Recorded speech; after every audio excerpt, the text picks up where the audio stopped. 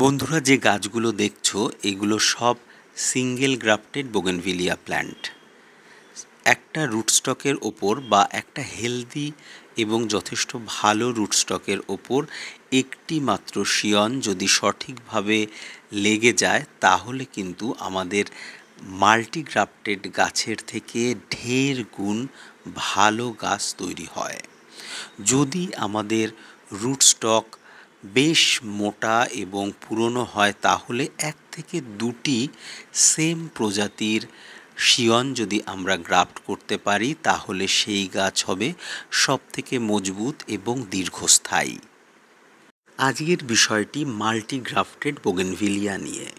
অনেকেই মাল্টিগ্রাফটেড গাছ নিয়ে আমাকে অনেকবারই প্রশ্ন করেছেন, তবু আমি সেভাবে জবাব দেওয়ার সময় পাইনি।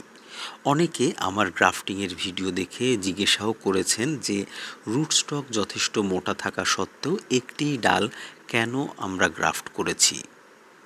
এই সমস্ত প্রশ্নের জবাব দিতেই আজকে আমি প্রথমেই বেশ কিছু সিঙ্গেল গ্রাফটেড বোগেনভিলিয়া প্ল্যান্ট আপনাদের দেখিয়ে নিলাম।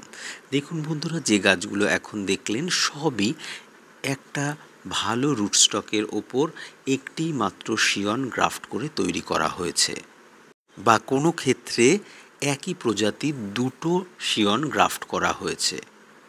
এবার আমি একটি মাল্টিগ্রাফটেড বোগেনভিলিয়া আপনাদের দেখাবো। দেখুন বন্ধুরা, এই গাছটা কিন্তু মাল্টিগ্রাফট করা। এখানে বেশ অনেকগুলো ভ্যারাইটির ডাল গ্রাফট করা আছে। দেখলে বুঝতে পাচ্ছেন ফুল ফুটেই রয়েছে। এই গাছটা যদি সম্পূর্ণভাবে আমরা দেখি তাহলে দেখব যে এই গাছের চারিদিকেই কিন্তু বিভিন্ন কালারের ফুল। যদি আমরা রুটস্টকের দিকে খেয়াল করি তাহলে দেখব এর যে ব্রাঞ্চগুলোতে বা ডালগুলোতে আমরা গ্রাফট করেছি সেগুলো কিন্তু সব এক একটি ডালে এক একটি কিন্তু শিয়ন গ্রাফট করা হয়েছে। এর রুটস্টকটা দেখুন কেমন মোটা, এবং যে শিয়নগুলো গ্রাফট করা হয়েছে প্রত্যেকটা ব্রাঞ্চে একটি করে। এই গাছটা বা এই রুটস্টকটা অন্তত ৩-৪ বছরের পুরনো। আরও একটা গাছ দেখাই। দেখুন বন্ধুরা, এই গাছটাও কিন্তু একটি সিঙ্গেল গ্রাফটেড গাছ। এই গাছটার বয়স আনুমানিক 2 বছর, এবং পাশে যে গাছটায় ফুল দেখলেন সেই গাছটারই ফুল ছাড়া রূপ দেখুন। এখানে প্রত্যেকটা ডালে আলাদা আলাদা করে আলাদা ব্রাঞ্চ কিন্তু গ্রাফট করা হয়েছে। এক্ষেত্রে গাছের হেলথ এবং গাছের আকৃতি বেশ বনসাইয়ের মতন হয়ে উঠছে, দেখলে বুঝতে পারছেন বন্ধুরা। আমি এই গাছগুলো এই কারণেই দেখাচ্ছি যে আমরা যখন মাল্টিগ্রাফটেড গাছ করব তখন তার রুটস্টকটা সব সময় হেলদি এবং বেশ বয়স্ক হওয়া প্রয়োজন। এখানে একটা গাছ দেখাই। এখানে একটি রুটস্টকের ওপর 3টে আলাদা আলাদা ভ্যারাইটি গ্রাফট করা হয়েছে। এইখানে দেখুন একই ভ্যারাইটির 2টি ডাল গ্রাফট করা আছে এটাতে। উভয় ক্ষেত্রেই রুটস্টকগুলো দেখুন বেশ মোটা এবং হৃষ্টপুষ্ট। এইবার এই গাছটা দেখুন। এই গাছটা একটা অ্যাভারেজ রুটস্টকের ওপর বিভিন্ন ধরনের ডাল গ্রাফট করা হয়েছে। এই গাছটার বয়সও কিন্তু ওই যে বড় গাছটা দেখলেন ঠিক সেই একই সময়ে করা।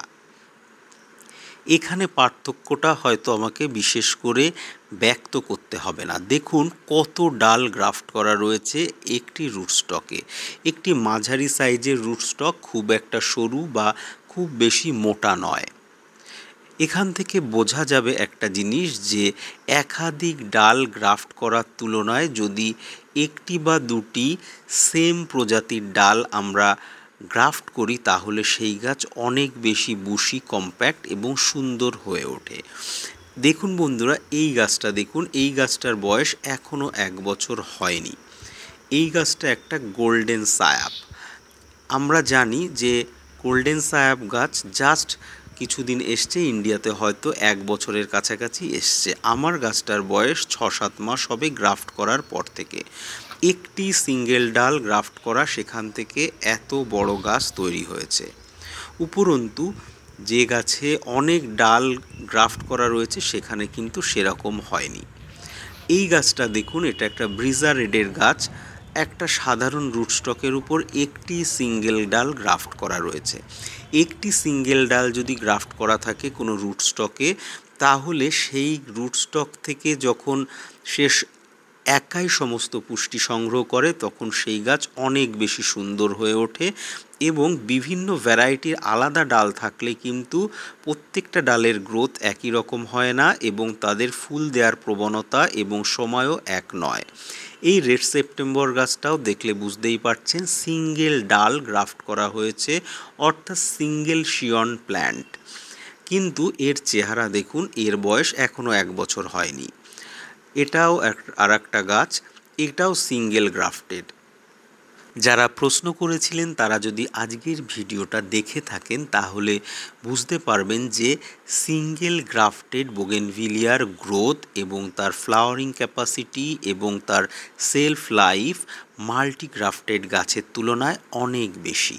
তবে মাল্টিগ্রাফটেড গাছ কিন্তু যদি আমরা সঠিক ভ্যারাইটি সিলেক্ট করে সঠিক এবং পুষ্ট রুটস্টকের ওপর গ্রাফট করি তাহলে কিন্তু অনেক দিন ভালো থাকে এবং গাছ সুন্দর হয়।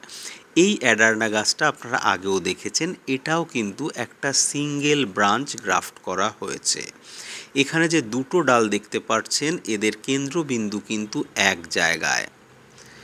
এখানে দেখলে বুঝতে পাচ্ছেন এই গাছের কিন্তু গ্রোথে কোনো ঘাটতি নেই, কারণ এখানে একটাই ডাল গ্রাফট করা হয়েছিল এবং তার যে ডালের বিন্যাসগুলো পরবর্তীতে হয়েছে সব একই রকমভাবে হবে। উপরন্তু যদি মাল্টিগ্রাফটেড করা হতো তাহলে কিন্তু অনেক দিকে সমস্যা হতো, প্রত্যেকটা গ্রোথ একরকম হতো না, প্রত্যেকের ফুল একসাথে আসতো না। এর ফলে কি হতো, গাছের একটা সমতা বিধান হতো না। কিন্তু যদি এই সমতা বিধান করতে চাই তাহলে আমাদের বেশ কিছু সিলেক্টেড প্ল্যান্টের শিয়ন গ্রাফট করলে কিন্তু এটা অনেক অংশেই ঠিক করা যায়। প্রথম যখন গ্রাফটিং করি তখন বিভিন্ন ডাল গ্রাফটিং করে যে সমস্ত গাছ প্রডিউস করেছিলাম তার অধিকাংশই গাছ কি বলবো, অনেকে বলে যে ছাপড়ি টাইপের লুকস দেয় যাকে বলে, একদম সেরকম লাগতো। এখনও অনেক নার্সারি এই ধরনেরই গাছ প্রডিউস করে থাকে। অধিকাংশ নতুন বাগানিরা এই মাল্টিগ্রাফটেড গাছগুলো কিন্তু অনেক দাম দিয়ে নিজেদের সংগ্রহে নেওয়ার চেষ্টা করেন, তবে পরে কিন্তু তারা স্যাটিসফাইড হন না। তবে সেই গাছগুলো কিন্তু কখনোই এইরকম সুন্দর হয়ে উঠবে না, তারা সবসময় এলোমেলো থাকবে এবং তাদের গ্রোথও সেরকম সুন্দর হবে না। যদি আমরা মাল্টিগ্রাফটেড গাছ চাই তবে মাল্টিগ্রাফটেড গাছ তৈরি করার আদর্শ পন্থা হলো পার্থ শুভ্রা, চিত্রা জাকিরানা এই ধরনের কোনো গাছ আগে আমাদেরকে ভালো বড় পটে অন্তত 2 বছর বা 2 বছরের অধিক সময় ব্যাপী আমাদেরকে তাকে গ্রো করে নিতে হবে, তার রুটস্টককে মোটা করে নিতে হবে। তারপর আমরা সেপ্টেম্বর অক্টোবর মাসে সেখানে আমাদের সিলেক্টিভ কিছু ব্রাঞ্চেস একসাথে মাল্টিগ্রাফট করতে পারি। সব থেকে বেস্ট হয় কোনো গাছের যদি আলাদা আলাদা ব্রাঞ্চে আলাদা আলাদা শিয়ন গ্রাফট করা হয়। সব একসাথে গুজে দিলে কিন্তু কখনোই পারফেক্ট সুন্দর গাছ হবে না, যদিও বেঁচে যায় তারপরেও কিন্তু প্রত্যেকটার গ্রোথের সমন্বয় থাকবে না এবং গাছে ফুলও একসঙ্গে আসবে না। এবার আমি আপনাদেরকে কিছু মাল্টিগ্রাফটেড কম্বিনেশনের ভ্যারাইটির কথা বলবো, যেগুলো চাইলে আপনারা মাল্টিগ্রাফটেডের মধ্যে ইনক্লুড করতে পারেন। যেমন ধরুন ফরমোসা এইচবিসি গ্ল্যাভরা হোয়াইট, এরপর আসছে হাওয়াইন হোয়াইট, পার্পেল এবং গোল্ডেন ড্রাগন।